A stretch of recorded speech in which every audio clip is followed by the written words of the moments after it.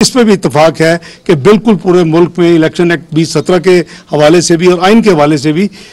पूरे मुल्क में जब इलेक्शन हो तो केयर टेकर गवर्नमेंट हो। अब तीसरा जो मेन और जो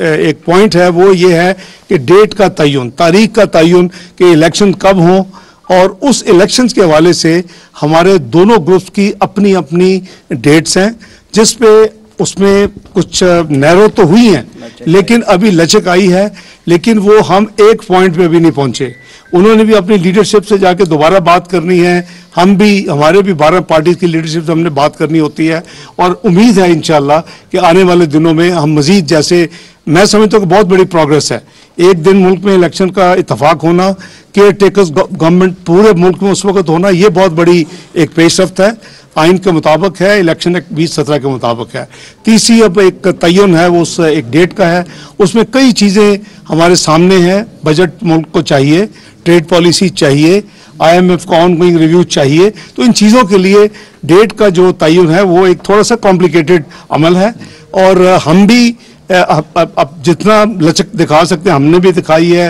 वो भी दिखा रहे हैं, और उम्मीद है इंशाल्लाह कि इसी तरह अगर इसी खुलूस के साथ दोनों पार्टीज और दोनों साइड्स चलेंगी तो इंशाल्लाह तीसरा मरला जो आखिरी होगा वो भी हल हो जाएगा।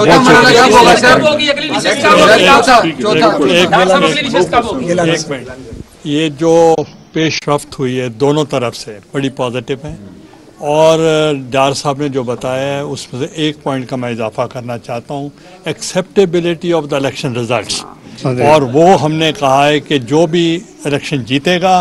रिजल्ट मानेगा, ये ना हो कि क्या हो पूरे मुल्क में